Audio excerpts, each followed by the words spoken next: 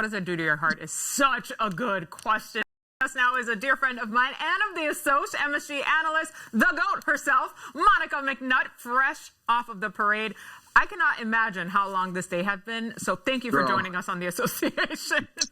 You know, you and the association crew are my people. I'm happy to be here. We're all in great moods. It's very celebratory here in New York. No, it looks amazing. I definitely have FOMO, but watching it through your eyes, like so many Knicks fans who aren't there, has been such a joy, not just today for the celebration, but all throughout the city. Of course, you were on the ground there for the parade alongside Spike Lee, Timothy Chalamet. I mean, the whole gang was there. What was it like to be there? Take us to that float. You know, MJ, we left the breakfast at City Hall and we're heading to our various floats and buses. And I was walking with Jordan Clarkson and Jose Alvarado and their families. And we're like all looking at each other and our terrific digital team here at MSG. We're looking at each other like, I've never seen anything like this. Like, the fans were out in droves. The only thing I can really compare it to in New York is New Year's Eve, like Times Square, that celebration. Like, folks were out here getting in position at 2 a.m. in the morning. One of my neighbors said she was coming down at 4 a.m. Like, the enthusiasm was, well, you could just feel all of the energy in the city and how enthusiastic everybody is over what this team has accomplished. I mean, you are the eyes and ears for all of us. Who was out there maybe having a little too much fun today? I think most of the guys kept it together. Jordan Clarkson was in a great mood from what I understand. Josh Hart spent a lot of time in out, but a tip of the cap to both he and Jalen, from what I understand. They signed a lot of autographs throughout the course of the night. Karl Anthony Towns, your boy. By the way, I loved the exchange of the culture that you all love and hail from that y'all had recently. I don't know how he stayed in that Pele jacket, girl, because he was hot here, but he kept the fit together. He was committed to the look because I was like, I know New York in June, and he did not take it off at all. Now, we relived the final moments of Game 5 with your play-by-play partner, Tyler Murray, on the association here this week, but it's only right that we run it back with you in the house. Let's take a listen. 3 dribbles. 1 shot for the championship. He got it! 4-point lead, 7.5 to go. De'Aaron Fox across midcourt with 5. Left wing handoff to Wembanyama with 2. Takes a 3 that he misses too strong. It's happening, Knicks fans. It's happening. It's been 53 years. But for this moment, it was well worth the wait. A playoff run that'll go down in history and a team that will live forever. Next stop, the Canyon of Heroes. The New York Knicks are NBA champions. There is nothing like the love letter that an organization has an opportunity to write to its fans and to its cities, quite like winning a championship. Enjoy it, Knicks fan. Enjoy it, Knicks Nation. Signed, sealed, and delivered, your 2026 New York Knicks. This league has seen some impressive playoff runs over the years, but we've never seen anything like the 2026 New York Knicks. They will be forever remembered as the team that proved no lead is too big and no guard is too small. My girl is a scribe, okay? A lyricist, if you will. What I loved, Monica, is that we so often as journalists get the privilege of seeing these moments in sports history happen in real time. But I was taking in your intention behind what I can only imagine is your intention behind those moments and you trying to absorb it. What was going through your mind as the buzzer sounded there? Girl. So I think, MJ, that is the first time in this series for a while that it was not a cardiac finish. And so there were multiple free throw opportunities for me to marinate on they're about to do this. And I'm so thankful for my homegirl, Betty. We were texting earlier in the day and she really inspired the love letter piece. And I was glad that we already kind of had that in our spirit if they got it done, because I was surprised by my emotions. I really was. And I think today, watching that clip back again, they come back up because today so many people, y'all, came up to me.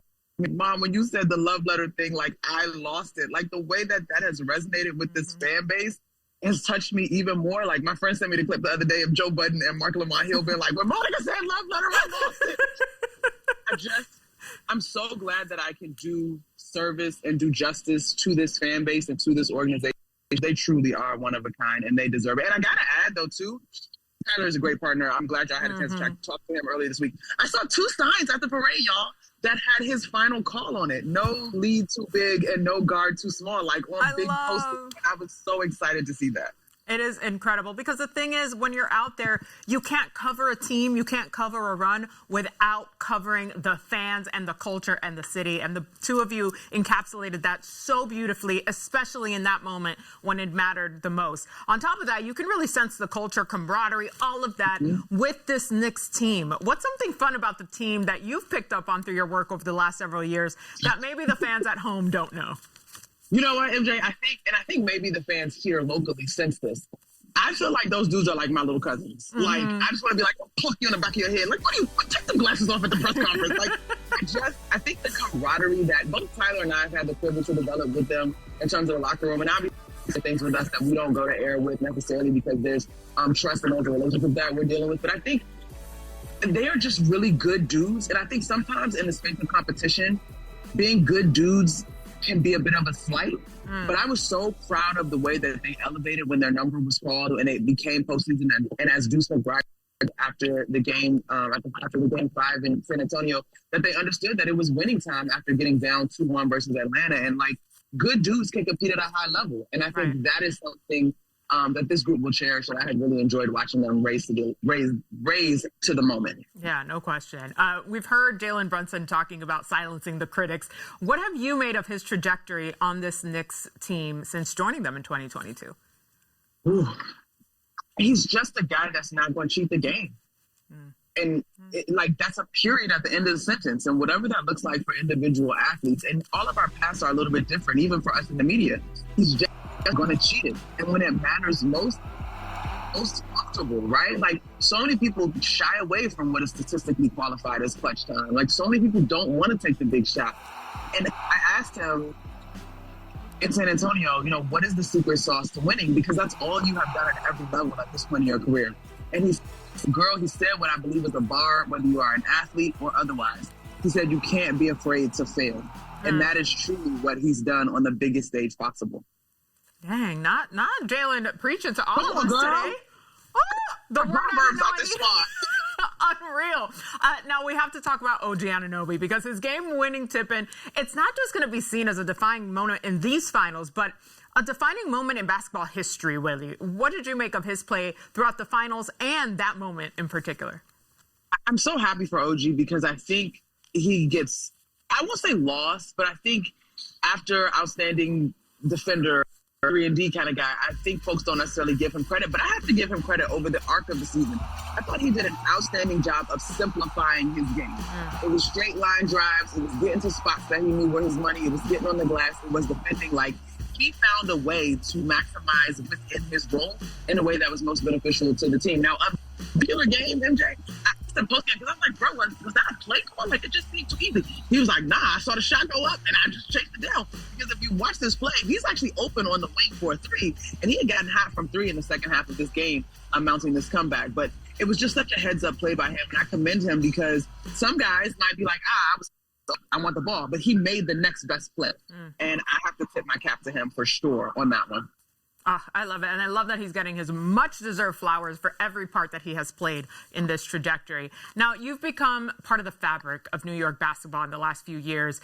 Down the line, when we have this next generation of Jalens that are going to be born surely over the next 10 months, but really this next group of super fans that will be growing up, and they're going to ask you about this Knicks championship in 2026, what are you going to tell them? Historically, you'd be hard-pressed to beat what that team accomplished. The 3 losses by a total of 6 points, excuse me. Oh, wow, you guys really went on. Hey! The 3 losses, a total of 6 points, and the point differential better than 225. Like, historically, look at the data. Take that for data. Like, that team is one of the best to ever do it. Yeah. No question. Look at that. Down to even the next generation, she's still putting us on game and making the fans smarter. Monica McNutt, always a pleasure. Thank you so much. Congrats on an incredible season. And, of course, for coming up. By the way, just so you know, our coven is expanding because I heard you had some vibes, some dreams, some jujus about this outcome, this parade. Girl, I did. Wait, what's happening? Is there something y'all can show me? But I did. No, but you knew. Your subconscious knew. You just didn't want to say it. Yeah. I did. Because MJ, look, I don't dream. I brag about my sleep. I sleep well and I don't dream. God's but favorite. this, dreams of today sneaking into my dreams in the last couple of weeks, so it's been incredible. Yeah, I'm going to tap in and see if you have any dreams about your girl, because I got some things that need to be answered. Monica, as always, you're the best. Love you, mean it. I'll talk to you soon.